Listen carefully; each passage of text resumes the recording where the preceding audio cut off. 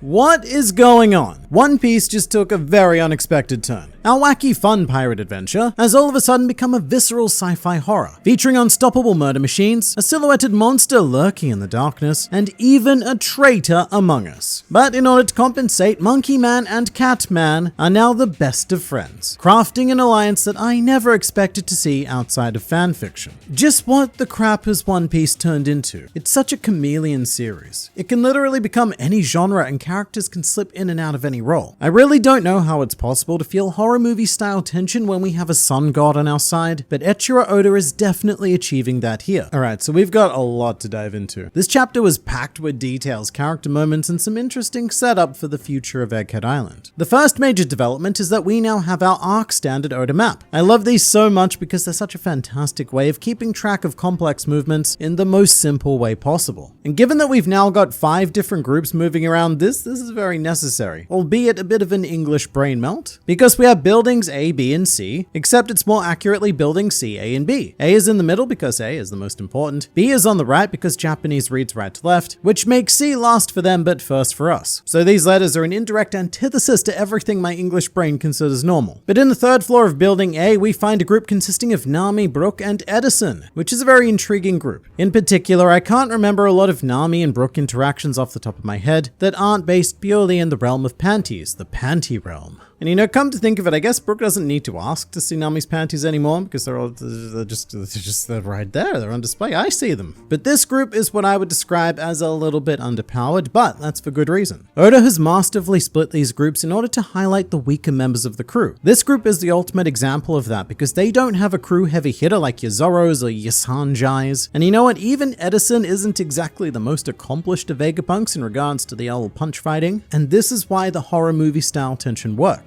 Because it's not Luffy, Zoro, or Sanji that we're ever worried about, but a group of Nami, Brooke, and Edison. Ooh, they're vulnerable. If they encounter a Seraph, this group has no option but to run away. Something I really loved about this section was the Nami nostalgia. It feels like it's been so long since we've seen that treasure lust in her eyes. It takes me back to pre-time skip One Piece, because Nami's greed is one of the OG Straw Hat quirks. I will say I'm a bit surprised that Nami actually left the diamonds behind though, instead of, say, making Brooke carry them, because I'm sure he would oblige. Brooke is he's like a soft Sanji. You know, he's not full simp, but he's certainly cooperative to female whims. And you know, I wouldn't be surprised if we saw Caribou come along and scoop up those diamonds in his swampy self. He tends to enjoy shiny things as well as sticking said shiny things inside him. It's what he does. But I'm really excited about this group because Nami and Brooke are 2 Straw Hats that we really don't get anywhere near enough of. And you know what? We may not necessarily get a lot of them here either, but within this trio, they are the protagonists and I'm very much looking forward to their bizarre adventure. Right below them on the second floor of building A is the fantastic combination of Robin, Chopper, and Atlas. I say fantastic because I love the Robin Chopper dynamic. She obviously adores Chopper and constantly gives him all sorts of tasty treats, but Chopper also quite consistently gets terrified of Robin due to her morbid outlook on life, which we saw here actually. You know, the whole, oh, I thought that was Vegapunk chopped into little bits, which I loved because Robin's humor is one of the most underrated and underutilized in the series. But the whole aspect of being able to grow organs might be seeding something quite important, because that's obviously an invaluable benefit to the world of medicine, which I hear that Chopper holds a little bit of interest in. In fact, this whole chapter, or really this whole arc, is geared towards the idea of dreams becoming reality. There's this medical insanity that would revolutionize Chopper's dream. There's a whole ton of Void Century intrigue which links into Robin's dream, and being able to create treasure while not strictly speaking being Nami's dream is something that she would consider a dream. And it's like an allegory for where the series actually is. We're in the end game. We're at the point where dreams are starting to become actually tangible. And you know what? You even have that to some degree with Zoro facing off against S-Hawk, because that's like a stepping stone in him being ready to take on the actual Mihawk. In regards to Atlas, there's an interesting but brief conversation about masks and faces, and admittedly I'm probably reading a bit too much into this, but whenever there's a mysterious entity or a traitor-like element, I tend to hyper-focus on this sort of stuff, because it makes me think, okay, so could any of the Vegapunks go and impersonate one to add further confusion here? I mean, that would probably be harder to do in the case of someone like Atlas because she's huge, but the Vegapunks who are, you know, more similar size, that could be a thing. Moving next door to building B, we have a team of Sanji on the second floor and joining him are Stussy and fellow Hawaiian shirt enthusiast Jinbei. The two of them look like they're going on a vacation, like they're having a boys' weekend away that escalates into a hangover-style situation. Sanji does recognize Stussy and mentions the tea party, which is very uncouth of him. I mean, how dare he be checking out other women during his own wedding? Bad, Sanji, bad. I do like that Stussy is taking full advantage of him though, because Stussy is the kind of character who really wields her sexualness as a weapon. And as it turns out, Sanji, just like the Seraphim, has a command hierarchy. Because before Stussy joined up, he was at Lilith's disposal. However, after Stussy joined, she took priority of Sanji, and now he is her dog. This is such an overpowered group though. You've got Sanji, you've got an ex-warlord, and you've got a CP0 agent. Nobody is messing with this group. On the third floor of Building C, we have another vulnerable grouping, consisting of Usopp, Frankie, Lilith, York, and Pythagoras, or actually I suppose part of Pythagoras. And this is another group where I really felt the tension. Because Frankie, yeah, he's powerful, but we're talking about Seraphim here. So I have legitimate concern for them. Pythagoras did that really annoying thing that only ever happens in media and never in real life, where he alludes to having the answer to the mystery that we all really need to hear right now, but doesn't actually say it. Thankfully, Oda is very self-aware of this by having him get angrily yelled at, but I hate when this happens in any media. Because it's like,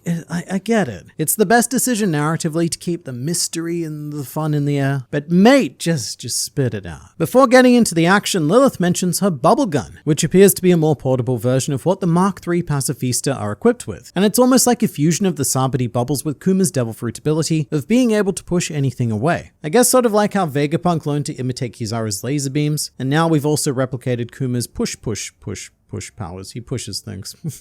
I don't know what happened there. I'm a bit surprised that York decided to go on a bit of a walk because, look, we don't know her very well, but that seems like a bad idea, and that she really probably should have stayed with Luffy, Zoro, and Shaka. However, the panel of her patting S-Snake on the head is so cute. Unlike S-Snake herself, who had like a full tonal flip in this chapter, S-Snake was very Children of the Corn here, especially with that slight smile she gave after attacking Team Usopp, as if to say to some degree she's enjoying the hunt. It's incredibly creepy, and I both love and hate it. This section also more or less confirms that a Vegapunk is responsible for doing the bad things it is that is being the traitor, because the Seraphim are attacking and the satellite Vegapunks cannot override that command. Although it's interesting because Edison commanded them to stop fighting, so in theory, can another punk recommand them to commence the fighting? I mean, I suppose it might follow a completion mechanism. Perhaps once an order is carried out completely, it then frees the system for new orders from any member of the hierarchy. So the Seraphim came to a stop, and then they were ready for new orders. And well, it's going to be a lot harder to get them to that completion stage now, though.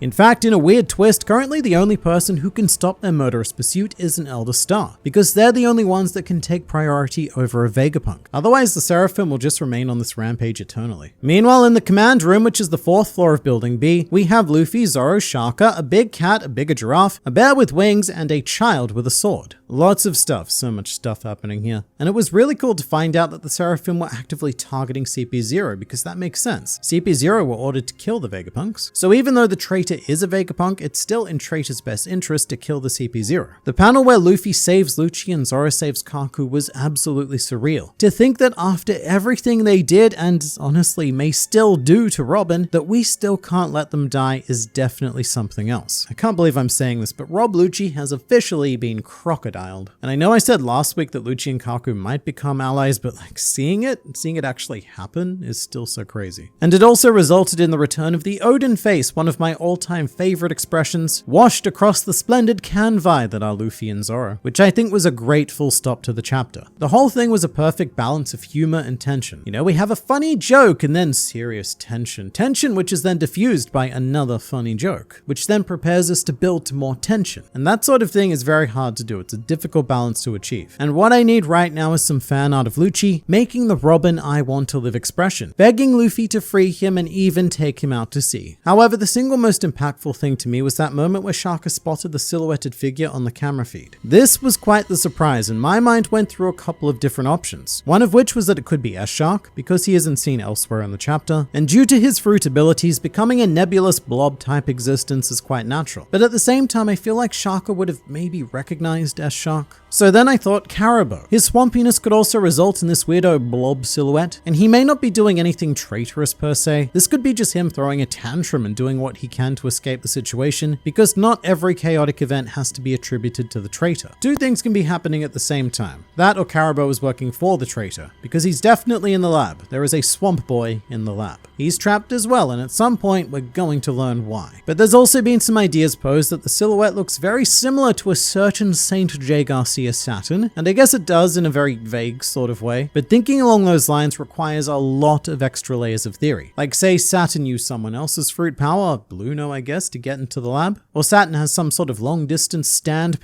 power, or Saturn has some kind of long distance devil fruit power that can replicate his form. Honestly, a stand would make more sense. That, or you can go even wilder and say that Vegapunk may very well have cloned his own set of Elder Stars that have now taken command of the situation. Which, look, as far-fetched as it is, I don't think it's the most insane idea considering everything we've experienced, and especially with Vegapunk's cover story currently playing out. I mean, I say Vegapunk's cover story. It was actually supposed to be Judge's cover story that Vegapunk kind of commandeered, but Mr. Vegapunk man himself is seen with the 5 Elder Stars, and this is an opportunity to grab some sneaky old man DNA for all kinds of sneaky research. Weird thing as well, Vegapunk looks relatively young on this chapter cover, but the Elder Stars, while still silhouetted, look pretty much exactly the same as they do today. Like, they haven't aged at all. They've just gotten significantly more visible. And I don't know, I keep going back and forth with this, but it is possible that Stella himself is the traitor. Recent cover pages have presented him with these more and more deranged expressions, so he may not be quite the innocent old dude man that we see him as. Or he could be, and all of this is some sort of elaborate plan to escape, sort of like a fake your own death, fake the deaths of all your satellites so that no one tries to pursue you. Whatever the case, we have several mysteries to solve, and with so much new information, we are going to be doing exactly that in the next video.